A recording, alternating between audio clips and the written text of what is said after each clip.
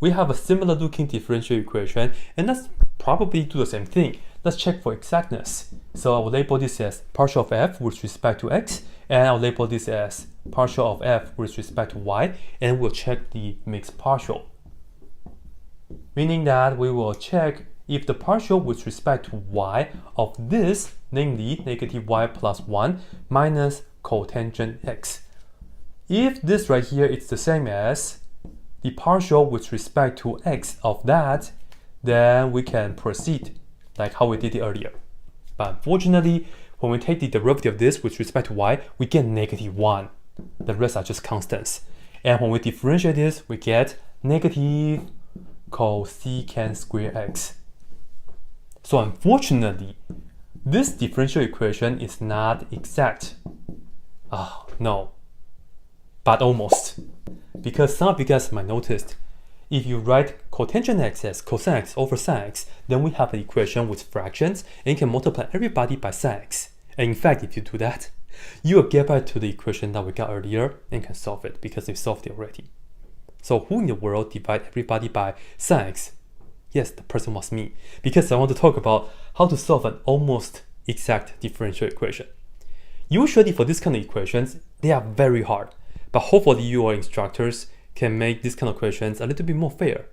I will demonstrate the usual strategies. Usually we have two special integrating factors for this kind of form. I will write it down for you guys. I'm going to call this just a capital M.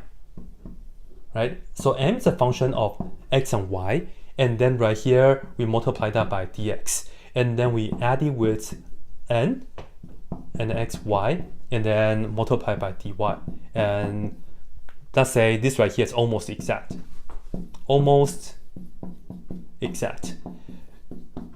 I did have a proof of the formula already, so you guys would like, you guys can check out the proof, but these are the results. Hopefully, we can have a special integrating factor that's just with x. In that case, we will have to test out, we have to work out mu of x, meaning the special integrating factor in terms of just x. And the formula for that is e raised to the integral power, and then here we do m sub y, meaning you look at this right here and you do the partial derivative with respect to y, minus n sub x, meaning you look at this and then do the derivative with respect to x. Not yet. Divided by n, which is just whatever that is. And then you see we have mu of x. So this right here will be dx. Work that out.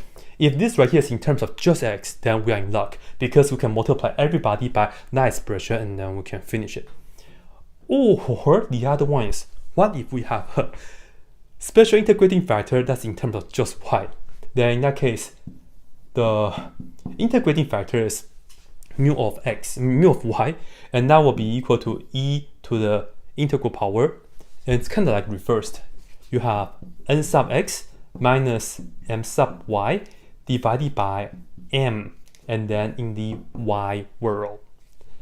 Well, you know the deal, it will be this one, because as I said, I just divide the previous equation by sine x. But I would like to work this out for you guys. Let's see. Well, let's see. Then let me work out this for you guys first, and then I'll show you guys it doesn't work. I think that's more fair for us to do. Alright, let's see. E is e, integral is integral. N sub x, we look at this right here is our n, and differentiate that with respect to x. So we get negative cosecant square x minus m sub y. So we look at this and differentiate that in terms of y. So we just get negative 1. And then divide everybody by m. That's that crazy part. And we see that it doesn't work because we have negative y plus 1 minus cotangent x. And there's no way for this and that to be cancelled. So unfortunately, yeah, we do not have a special integrating factor in terms of y. So let's see. Hopefully this works. So e integral m sub y, look at this and differentiate that with respect to y. So we have negative 1 minus n sub x. Look at this and differentiate that with respect to x. So we get negative cosecant square x. And guess what? We are going to divide it by n, which is just cotangent x. Everything is in terms of x. Yes. So this will be equal to e to the integral of, well, let's just do this on the side. So let's see. We will have negative 1 plus cosecant square is just the same as 1 over sine square x over cotangent is the same as cosine x over sine x. And I would like to multiply the top and bottom by sine square x. Sine square x. So this times that give us negative sine square x plus 1 over, well, this and that cancel, so we have sine x cosine x.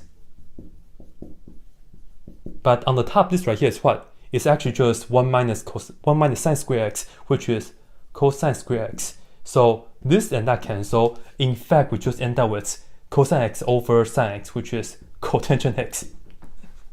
So we just have to integrate cotangent x. Yeah, pretty crazy. I wonder why, but like, it looks so nice, huh? Anyway though, integral of cotangent x is ln absolute value of sine x. So this right here is e to the ln absolute value of sine x. And again, don't worry about the plus c. And better yet, this and that cancel and just get rid of the absolute value, use the positive version. So ladies and gentlemen, we can use mu of x being equal to sine x.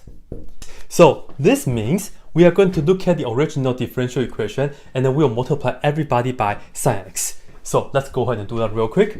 So multiply this by sine x. We will see that this times that, we first have negative sine x times y, and then we will have plus sine x. Next, this times negative cotangent. Cotangent is cosine x over sine x, so we get negative cosine x. And then this right here is with dx. Then, this times that is cosine x. Yes, so we add cosine x times dy.